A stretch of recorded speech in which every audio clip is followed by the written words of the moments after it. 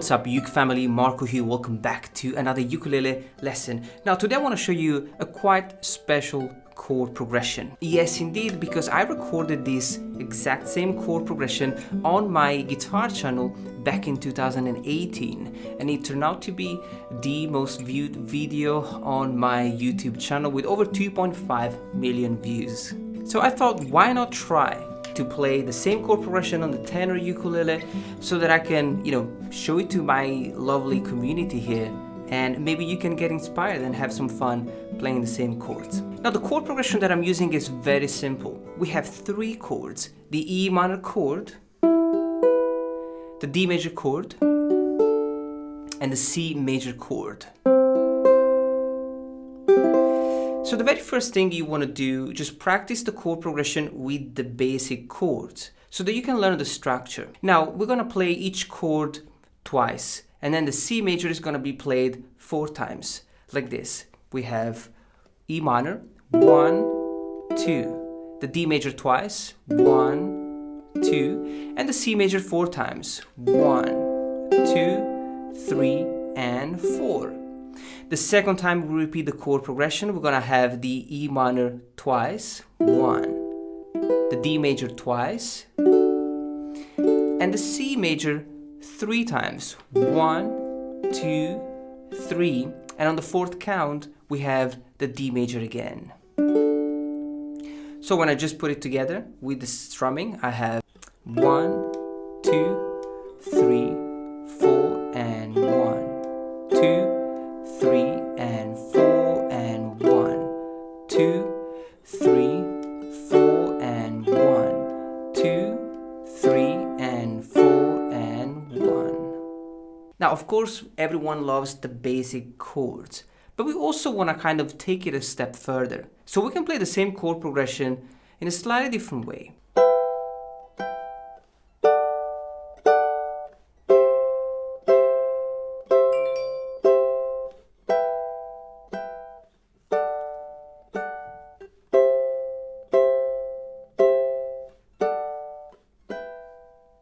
I am working. So the first chord, the E minor, is going to be played like this. We have the fret number 9, 11, and 10. I'm not playing the second string, so I only have the 4th string, fret number 9, the 3rd string, fret number 11, and the 1st string, fret number 10. Keep the thumb at the back of the neck. These are quite stretchy chords, so by lowering the thumb you will be able to improve your finger stretch. And I'm going to pluck the strings with the thumb, index, and ring finger. However, if you're not used to using the ring finger, you could pluck the strings with the thumb, index, and middle. Now the cool thing is that the second chord and the third chord, the D and the C, will share the same chord shape. So we have 7, 9, and 9. Remember that we never played the second string. And the C major, we move back to the fret number 5, and we have 5, 7, and 7. So I think the most challenging chord here is the E minor, which is kind of a little bit of a spider chord. Now the structure is the same. So we can pluck each chord twice and then the C major 4 times, like this. 1, 2, 3, 4, and 1, 2, 3, 4. Second time, remember that we have the C major 3 times and then back to the D major. So we're gonna have 1, 2, 3, 4, and 1, 2, 3, 4, and 1. Let me play the whole thing without talking all the time.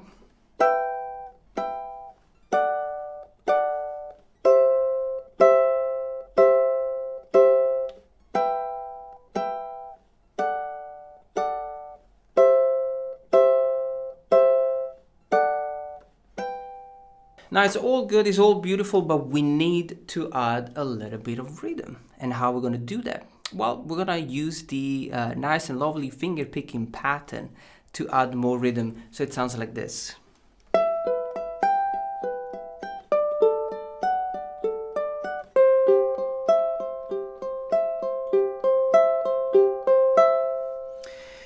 So I have the thumb always on the 4th string, index always on the 3rd string, and either the middle or the ring finger always on the 1st string. The finger picking pattern is based on 4 notes, and we have the thumb, index, thumb, and ring. One more time slowly. Thumb, index, thumb, and ring. Now, of course, we're going to repeat this pattern twice for the E minor, twice for the D major, and 4 times for the C major.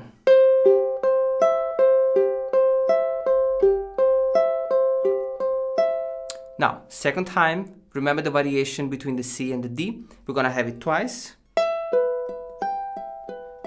twice, 3 times, and 1 time on the D. So let me play the whole thing slowly.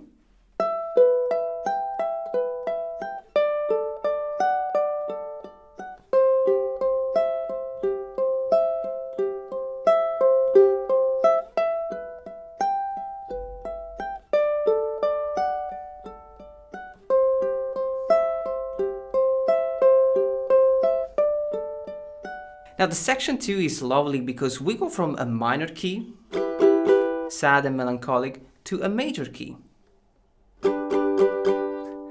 which is the G major key, right? And the chord progression sounds like this. We're also going to change the finger picking pattern.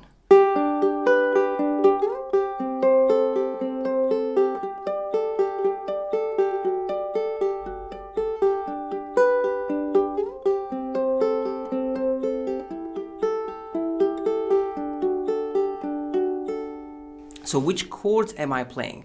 The first one is a regular G major chord. It's just 2 counts. So you have 1 and 2. The next one is a C6. So it's a major chord with the major 6. And it's a very simple chord to play. You got 0, 0, 8, and 0. The next one is quite interesting. One of my favorite chords. And this is a G sus2 chord. And then we're going to lower the index finger down to the fret number 6. And we have another lovely chord, a D add 11 chord. So hopefully I'm, kind of labeling these chords correctly. We have 4 chords. So it's 1, 2, 3, 4, and 1, 2, 3, 4. Now we're going to add the finger picking pattern, and there is one slide that you have to learn which is quite interesting.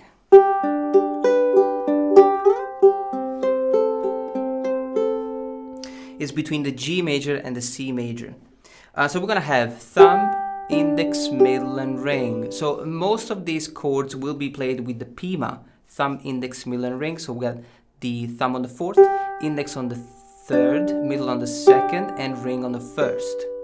Now there is this exception between the 1st and the 2nd chord because we have this slide. So we're going to do it like this. Thumb, index, middle, ring, thumb, index, middle.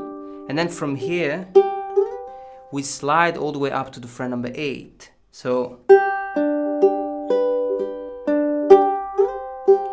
And then from here, from the slide, we're gonna then do the pima on the C major 6 chord. I'm gonna do it slowly.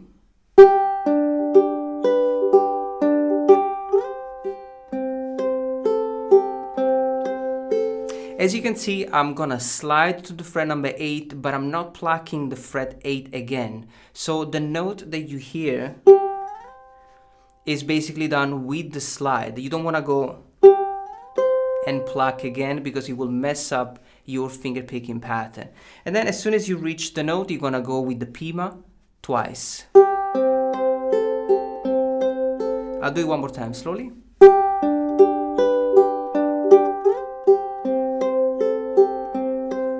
Now the 3rd chord, same finger picking pattern and the same.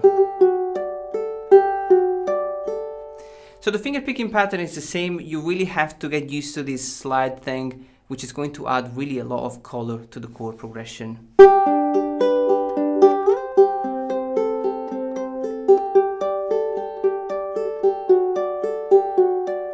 Second time.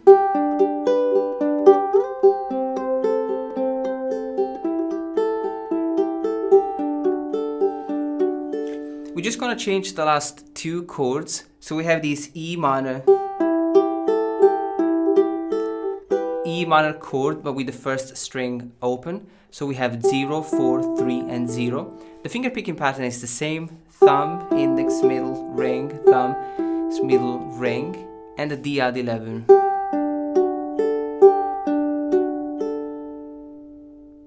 Always twice. So let me play the whole thing.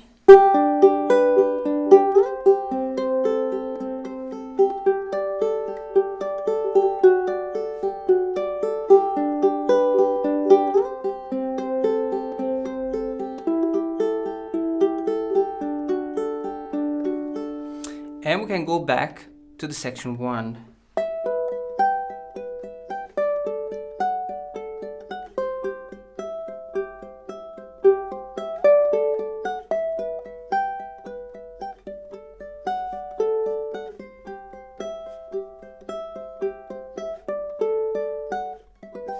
Not the easiest chord progression, but definitely the one that I love the most. I have good memories about this chord progression. I hope you enjoyed this lesson, guys. Take it step by step. As you can see, we try to keep it simple at the beginning, and then we play the original thing. So just start with the basic chords, then add the finger picking pattern, and then move on to the more challenging sections when you feel ready. I'm gonna leave you to practice this chord progression. Enjoy this video. Have a lovely weekend, and I'll talk to you soon.